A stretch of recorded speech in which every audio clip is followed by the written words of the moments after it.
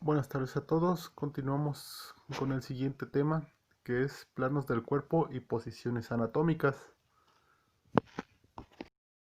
En este tema vamos a entender y aprender terminología médica para referirse a la posición del paciente, asimismo para la localización específica de algún área en el cuerpo humano y o para la identificación de la posición en estudios de imagen como sería rayos X, tomografía, ultrasonido o resonancia magnética. Y vamos a comenzar con los planos anatómicos. Vamos a tener tres: un plano transversal, un frontal o coronal y un sagital. Antes de ver los planos anatómicos, vamos a ver algunos términos direccionales más usados en la anatomía, como son craneal o cefálico, que se dirige hacia el cráneo; caudal, que se dirige hacia la cola o el coxis; medial, que se dirige hacia el plano medial o la línea media. La línea media es una línea que va a partir el cuerpo en dos partes, una porción derecha y otra izquierda. Lateral significa que va a alejarse de esa línea media. Anterior, que se refiere a la parte delantera del cuerpo; y posterior o dorsal, que se refiere a la parte detrás del cuerpo. Una vez que tenemos esto, podemos describir los planos. Estos son importantes y los van a utilizar para describir la posición de un paciente, la localización de un signo, o se utilizan para visualizar ciertos estudios de imagen, como son rayos X, ultrasonido, tomografía y resonancia magnética. Vamos a comenzar con el plano coronal o frontal. Este divide el cuerpo en una porción anterior y una posterior.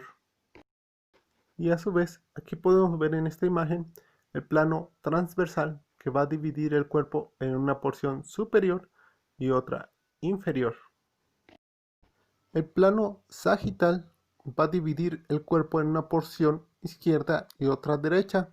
Esto es casi igual a la línea media del cuerpo que habíamos descrito anteriormente. Aquí tenemos una imagen de un paciente de pie y de frente. Esta es la posición anatómica. En esta diapositiva tenemos los términos de orientación y ubicación. Únicamente voy a describir los más utilizados. La posición anatómica se va a referir al paciente de pie y de frente. Decúbito ventral. Esto significa que la palabra decúbito va a estar el paciente recostado, y ventral sobre su vientre o abdomen. Quiere decir que el paciente va a estar recostado boca abajo. Un sinónimo de esta posición va a ser decúbito prono. Otro término va a ser decúbito dorsal. Esto quiere decir que el paciente está recostado sobre su espalda o dorso. Decúbito lateral va a ser que está recostado sobre su parte lateral del cuerpo. Para que quede más claro, aquí tenemos unas ilustraciones de los planos anatómicos. El plano sagital, frontal y transversal. El sagital va a dividir exactamente por la mitad el órgano o cuerpo, y vamos a tener dos partes, una izquierda y otra derecha. En cambio, el plano frontal o coronal va a dividir el cuerpo en una parte anterior y una posterior. Y el plano transversal u horizontal va a dividir al cuerpo en una parte superior y otra inferior. Para aclarar esto, aquí tenemos el esquema de una tomografía cuyo corte es transversal. Divide el cuerpo en uno superior e inferior. Estas tomografías van cortando el cuerpo milímetro a milímetro y podemos ir recorriendo poco a poco y ver los órganos del paciente. Entonces es un corte transversal. Y podemos ver que va a tener una parte anterior, posterior, izquierda y derecha. En cambio, aquí tenemos un corte sagital, quiere decir que dividió el cuerpo justo a la mitad. Y podemos ver todos los órganos partidos a la mitad. Igual aquí podemos ver un corte sagital a la altura del primer dedo del pie que se llama ortejo. En este tipo de tomografías lo importante es detectar cómo está el paciente y qué es lo que estoy viendo. En este corte es una tomografía de corte transversal y lo que estamos viendo es el paciente recostado. Ahí vemos su parte posterior, superior, izquierda y derecha donde se ven sus brazos, y es a nivel del tórax, por lo que vemos sus pulmones y su corazón. También vamos a aclarar algunos términos. Por ejemplo, tenemos superficial, que quiere decir que se acerca a la superficie del cuerpo o a la piel. Profundo, cuando se acerca a la parte más interna del cuerpo.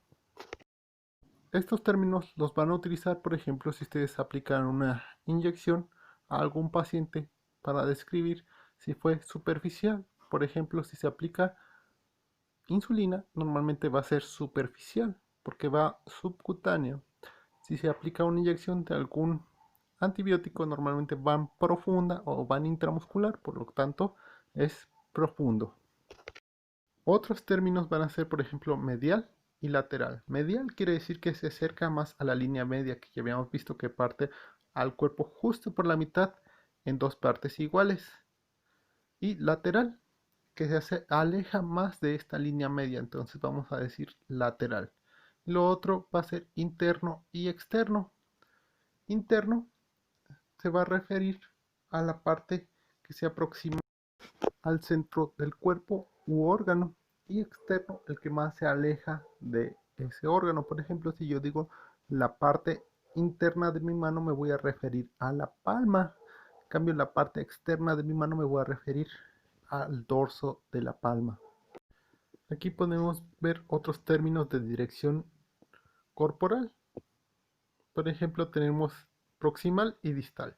Proximal significa que está más cerca al centro del cuerpo o al tronco. Por ejemplo, puedo decir mi hombro es más proximal que mi mano al centro del cuerpo, o distal, que se aleja del centro del cuerpo. Entonces, mi mano es más distal que mi hombro al centro del cuerpo. Igual continuamos con las posturas anatómicas. De cúbito, habíamos dicho que era un paciente que estaba recostado. Supino o dorsal van a significar que el paciente está recostado boca arriba.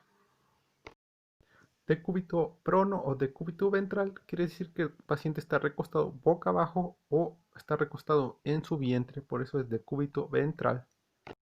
Otros términos que hay que entender es central y periférico. Central se refiere a que está más cerca hacia el centro del cuerpo o hacia el tronco, y periférico es que se aleja de este. Por ejemplo, tenemos un catéter central, va a ir lo más cerca del cuerpo, y un catéter periférico es el que va a ir, por ejemplo, en su brazo.